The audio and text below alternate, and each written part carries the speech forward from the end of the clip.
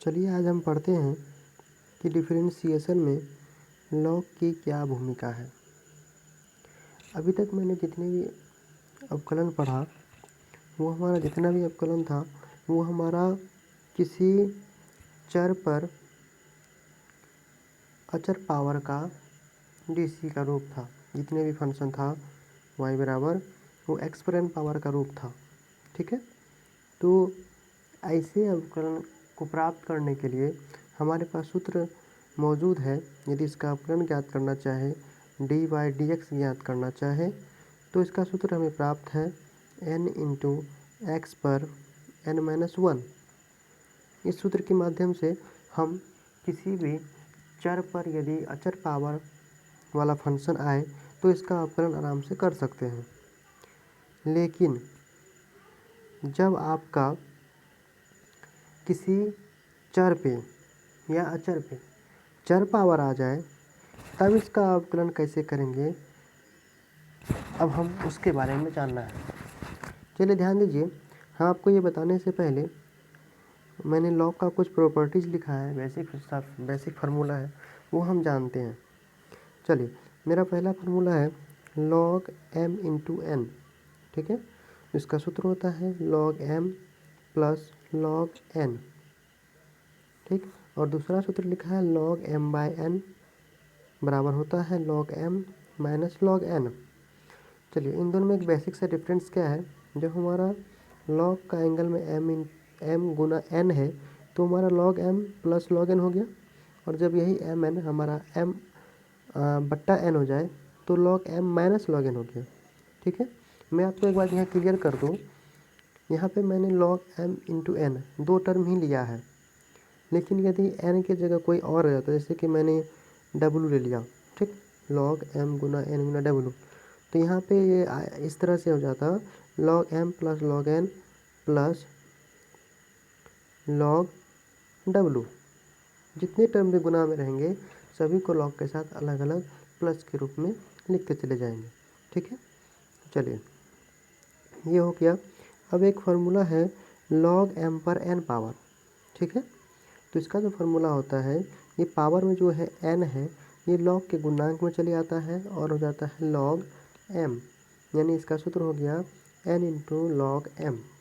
ठीक है, ये था log का बेसिक सा फार्मूला जो हमें ये अवकलन प्राप्त करने में सहायता देगी।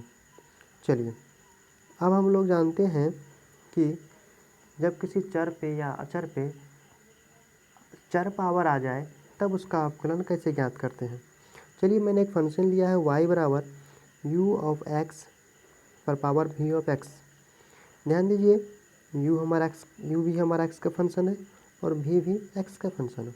ठीक है, ये रूप कैसा हो गया तब हमारा चर पर चर पावर, क्योंकि ये दोनों x है तो मैंने यहाँ लिखा भी है vx हमारा क्या है, चर है। तो या इस रूप में हो या इस रूप में हो, y बराबर u of x into v of x, या चर पर चर पावर हो या दो चर आपस में गुना के रूप में हो, तब इसका अवकलन कैसे ज्ञात करते हैं। चलिए, तब ऐसी स्थिति में हम log लेकर फलन का अवकलन प्राप्त करते हैं। जब हमारा इस रूप में आ जाए तो हम लोग log लेते हैं और उसकी सहायता से हम लोग किसी भी फंक्शन का अवकलन प्राप्त करते हैं। चलिए, इसको समझने के लिए हम लोग एक एग्जाम्पल लेते हैं और एग्जाम्पल के माध्यम से हम समझते हैं कि जब किसी चर पर चर पावर आ जाए तो उसका अवकलन कैसे प्राप्त करते हैं।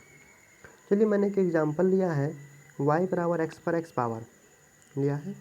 देखिए, आपका x भी चर है और ये पावर में जो x है ये भी चर है।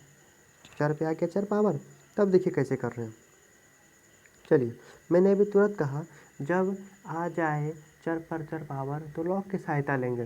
तो किस प्रकार लेंगे लॉग की सहायता, चलिए देखते हैं। हम लोग क्या करते हैं, दोनों तरफ ले लेते हैं लॉग। ठीक, दोनों तरफ ले लिया लॉग, तो क्या हो गया हमारा log y और इधर हो गया log x पर x पावर। ठीक है, चलिए ये हमारा log y जैसे कहते ऐसे लिख दिए। यहाँ पे ध्यान दीजिएगा, रूट क्या है, log x पर x पावर है। मैंने अभी तुरंत पढ़ा, यहाँ पे देखा था, मैं एक बार दिखा दूँ आपको। यहाँ ध्यान दीजिएगा थोड़ा सा, log m पर n पावर है तो इसका सूत्र क्या हो गया, n गुणांक में आ गया और log m हो गया। इसी सूत्र का प्रयोग हम लोग अभी यहाँ करेंगे। यहाँ पे क्या हो जाएगा तब ध्यान दीजिएगा, आपका ये जो पावर में x है ये क्या हो जाएगा, log का गुना में चले आएगा और ये log जैसे का तैसे, वही हुआ है नीचे में, ये x आ गया गुणांक में और ये log x जैसे का तैसे इंटू में हो गया। ठीक है, अब देखिए आपका रूप बिल्कुल ही आसान और सटीक रूप हो गया। इसका अवकलन प्राप्त करना हमारे लिए बहुत ही आसान है। ठीक है, चलिए यहाँ पे log का DC हो जाएगा, यहाँ u इंटू वी का सूत्र लगा के काम करेंगे। चलिए आगे बढ़ते हैं। अब कर लेते हैं x के सापेक्ष अवकलन।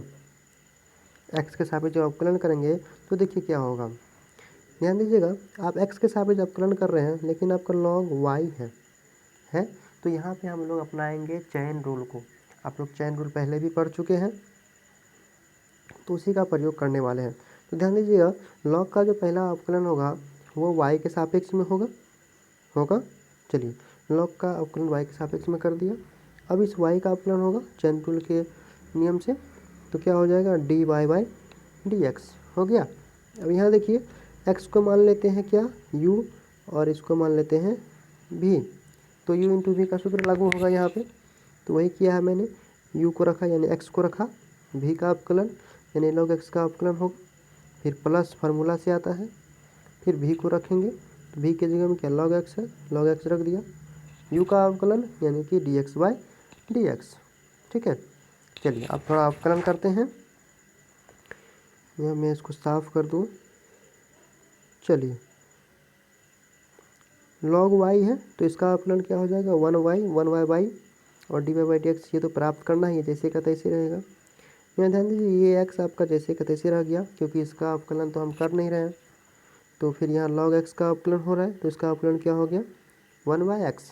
ठीक, फार्मूला से प्लस का प्लस लिख दिए, फिर log x जैसे का तैसे यहाँ लिखा चला जाएगा, फिर dx बाई dx का वैल्यू कितना हो जाएगा, 1। ठीक, चलिए यहाँ देखिए 1/y को जैसे का तैसे लिख दिए, फिर से एक बार हम dy बाई dx भी लिख दिए। यहाँ देखिए x कट रहा है, आपका कट रहा है। चलिए ये x कट के वैल्यू कितना दे दिया, 1, और यहाँ log x इंटू 1 वैल्यू कितना हुआ, log x। ठीक, चलिए आगे देखते हैं। चलिए आपको क्या प्राप्त हो गया, 1/y into dy by dx बराबर 1 प्लस log x। आपको प्राप्त क्या करना है, dy बाई dx। चलिए dy बाई dx प्राप्त करेंगे तो ये y जो है इधर बट्टा में 1/y, इसको बराबर के उस पर भगाना होगा तब ना dy बाई dx का मान प्राप्त होगा। तो हम लोग y जो है बट्टा में है, इसको उधर ले जाएंगे तो गुणांक में आएगा, तो ये चला गया उधर तो गुना में हो गया, y इंटू क्या हो गया, 1 प्लस log x। ठीक है, चलिए हम लोग ये y का वैल्यू बैठा देंगे यहाँ पे। कहाँ से, ध्यान दीजिएगा, आप शुरू में ही फंक्शन माने थे y बराबर x पर x पावर, ये आपका शुरुआती में जब हिसाब आपका दिया हुआ था तो ये आपका दिया हुआ था। ठीक है, तो वहीं से हम लोग इस y का वैल्यू बैठाएंगे और देखिए y का वैल्यू जैसे ही बैठाएंगे तो आपका हो जाएगा x पर x power into 1 plus log x हो गया, आपको dy बाई dx प्राप्त हो गया। तो इस प्रकार से हम लोग किसी भी फंक्शन का, ऐसा फंक्शन जिसका जो चर या अचर पर कौन सा पावर हो, चर पावर हो, तो इस प्रकार से हम लोग लॉग की सहायता लेकर उस फंक्शन का अवकलन प्राप्त कर सकते हैं।